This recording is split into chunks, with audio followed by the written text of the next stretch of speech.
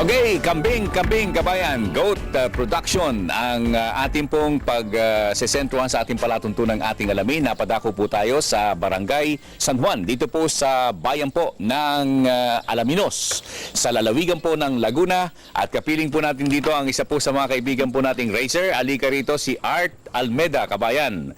At siya po ay panimula. Kakausapin po natin ito.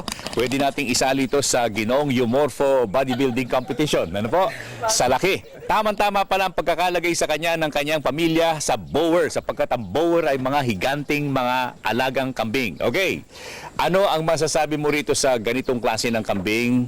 Kung pararamihin natin, we will commercialize it at medyo ipaliliwanag natin sa mga farmers na mas maganda ba ang bower kung ito ay ating pararamihin sa Pilipinas?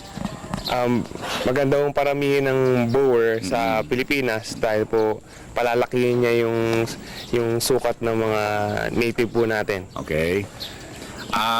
Bakit ikaw ang naka-assign sa bower production?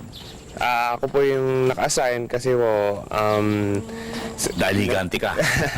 kasi po yung bower po yung sinimulan po namin. Ako na po yung talagang naka-assign po doon. Okay, further discussion sa ating programa sa mga darating na pagtatanghal. Pero sa maikling pangungusap, ano ang mga magagandang karakteristik ng bower na muli nating pag-uusapan sa ating palatuntunang ating alamin na nakikita mo na magandang pang negosyo at ika nga dagdag kita sa mga papasok? Ang bower po, pag ginamit po natin ang bower, lalaki yung sukat ng mga kambing.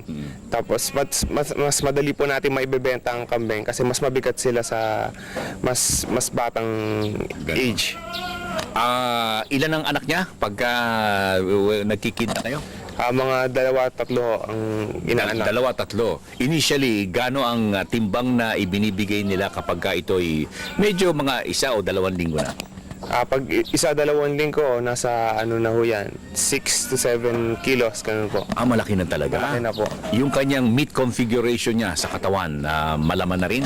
Malaman na po yung kahit po bata pa, malaman na yung mga bower. Okay, kabayan ko, dito po tayo sa ating alagaan po ng kambing, goat farm sa bayan po ng Alaminos. At sa kahabaan po ng ating palatuntunan, ito po ang ating pag-uusapan. At sa mga darating na pagtatanghal ng ating programa, katulong din po natin si Dr. Sinan Baguio ng Picard, kabayan, sapagkat sila po ni Edwin Villar ay nasa larangan po ng pag-aalaga po ng kambing, kabayan, at ituturo po natin ito sa ating mga seminar at sa ating po mga talakayin sa palatuntunang ating alamin. Kabayan, ito po naman ang inyong lingkod ka Jerry Geronimo sa ating palatuntunang ating alamin. Okay, kabayan, muli po natin ibinabalik ang ating palatuntunang ating alamin sa larangan po ng pag-aalaga po ng hayop na tulad po ng kambing. At kung mababasa po ninyo ang alaminosgoatfarm.com, Milkstar Fresh Pasteurized Goat's Milk, kabayan. At ito po ang ating tinutungo. At kasama natin dito si Felino. Felino, mga ilang minuto ang pagkuha ng gatas yan? Mga ano po, ang lahat-lahat po sa 30 heads na kambing po ay 7 oras kalahati yun eh. 7 oras at kalahati sa lahat na ng kambing. Oo, sa lahat ng kambing po yun. Yan ngayon, mga ilang minuto mo tatagal yan?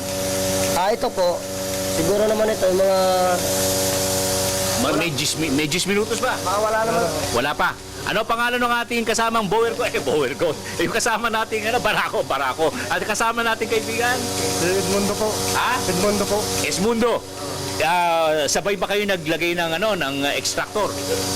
Sabay kayo. Sabay ho. Pero sino sa palagay mo ang mas maraming gatas na ibibigay? Mas marami ito yung sa anin ito naman ikuan lang.